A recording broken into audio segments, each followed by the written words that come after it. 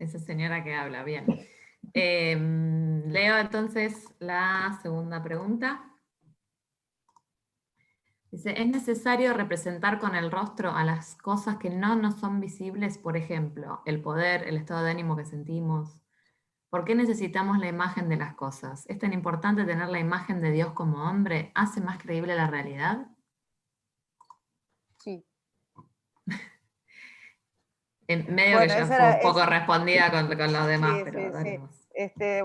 Bueno, pero hay, cuando, a ver, lo voy a responder muy rápidamente por acá. Cuando el postestructuralismo en la mitad del siglo XX coloca el lenguaje como el centro de la construcción de la realidad y como centro de todo un engranaje filosófico, el lenguaje en tanto tal que yo expliqué, nada, dije en un momento que Anabela mostró una imagen, el lenguaje está conformado de imágenes, incluso el lenguaje verbal también tiene las imágenes.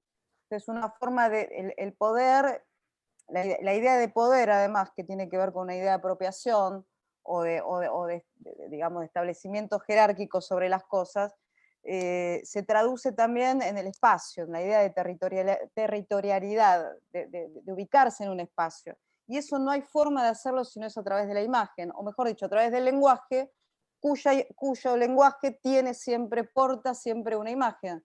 Hasta el lenguaje verbal, o sea, las palabras también portan siempre sus imágenes.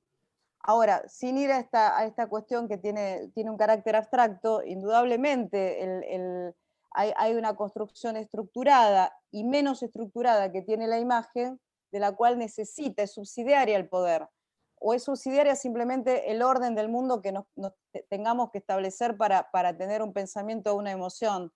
Por lo tanto, la respuesta a todo lo que es esa pregunta es sí, el poder necesita una imagen, sí, la propiedad necesita una imagen, sí, Dios necesita una imagen, sí, o la idea de Dios, tal como lo vimos, pero sí necesita una imagen, aunque esa imagen sea la falta de. Esto podemos seguirlo en otro momento, pero creo que con eso más o menos resumí. Buenísimo. Y la última dice, ¿qué significa que la máscara es el rostro del miedo? ¿En qué sentido lo otro es el miedo? Necesariamente me defino a partir de lo que temo. Muchas gracias por 1000 mesetas. Bueno, esa parte no voy a editarla. Medio también rápidamente, es algo que tanto Flor como yo trabajamos, el temor, el miedo. Primero despejar algo respecto del miedo.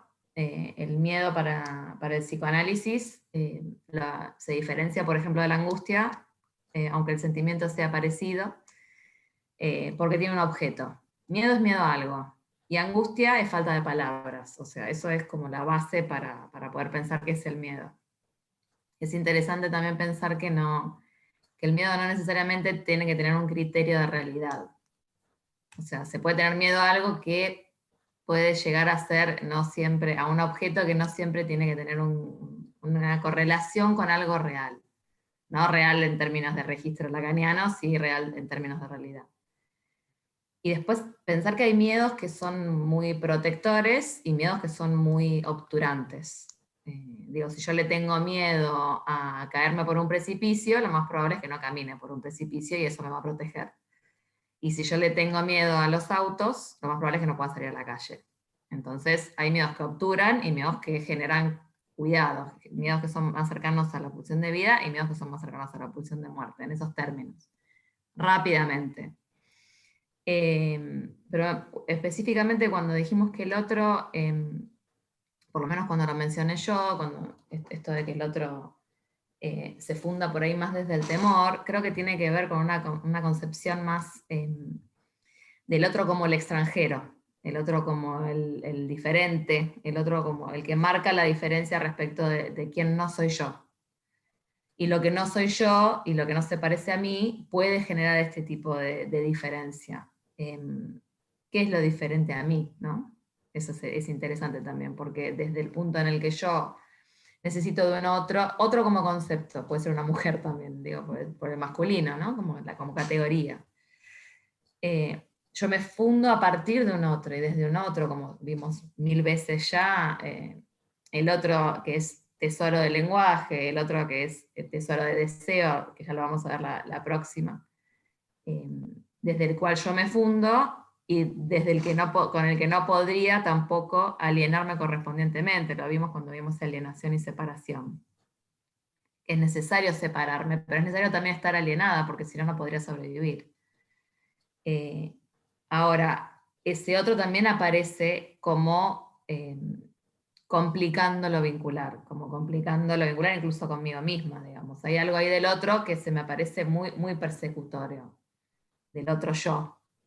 Y no nos olvidemos que yo soy el otro del otro. Entonces se forma un círculo muy complejo en el que es muy probable que ese otro quiera, yo sienta que el otro quiere apresarme, quiere cambiarme, quiere modificarme. Y eso genera miedo. Si lo pensamos más desde una teoría más social, podemos pensar el miedo al ataque, el miedo a la pérdida.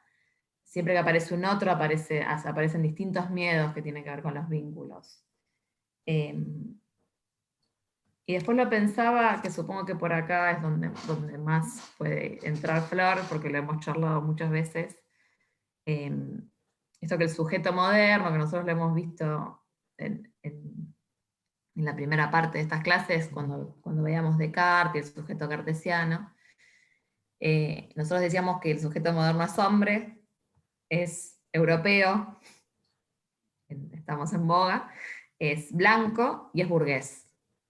Entonces, si todo eso es lo que genera la identidad del sujeto moderno, todo lo que no es eso, entonces empieza a generar determinado miedo y determinada distancia. Y es con lo que trato de no identificarme. Pero bueno, siempre nos definimos por lo que no somos. Entonces, tengamos presente que esto siempre es dialéctico. No es binario, como no es molar, siempre hay una dialéctica respecto de lo que soy y lo que no soy, lo que rechazo y lo que no rechazo. No sé si se entendió o hice mucho lío. Pero era como para resumir. Esto, pensar el rostro del otro como el motor de mi subjetividad y el palo en la rueda de mi subjetividad. Entonces sería como Sí, el la otro siempre, dialéctica para lo hablábamos pensar. también en la clase, ¿no? Como amenaza, el otro siempre Sí. como amenaza, pero sin embargo es el que me define. O uno de los elementos, o los otros, ¿no? Son los que me definen. Bueno, eso más o Eso es menos. más Espero largo, no pero haber bueno, un hecho poco mucho el creo que lo lío porque vimos yo en la clase. entro. Sí. Okay. Creo que lo contestamos, las cosas que fueron preguntando. Bien. Las clases que vienen son sobre deseo. Son un poquito menos rizomáticas, por lo que venimos viendo. La primera clase yo no ¿Vos estuve, decís? la primera desgrabación yo no estuve, así que no me voy a hacer cargo de esa situación. Pero después yo aparezco, no se preocupen, o preocúpense, no sé. Viene y ordena todo. Sí.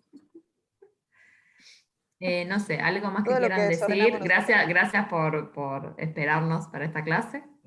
¿Algo más que quieran decir? Nos encontramos en deseo. Nos encontramos No en la pueden deseo. bardear a ustedes ahora con respecto al amor y al deseo, porque ya las bardeo en la clase, así que no hace falta hacerlo ahora. Bueno, a Florencia le gusta pelearnos un montón, como podrán ver, Así y nos acusa de hablar de amor cuando tendríamos que estar hablando de deseo. Así que vamos a tratar de hacer un recorte de la parte más amorosa. Y siempre hay que tratar de hacer un recorte del deseo, ya lo vamos a ver por qué. Así que bueno, va a ser menos rizomática porque va a estar más recortada. Más Muy adelante vamos acotada. a obligar a la Flor a hablar de amor. Lo que no También. veamos ahora viendo deseo, lo vamos a ver más adelante. vamos a ver. Bueno, Bueno, Vamos a ver. nos vemos la otra semana.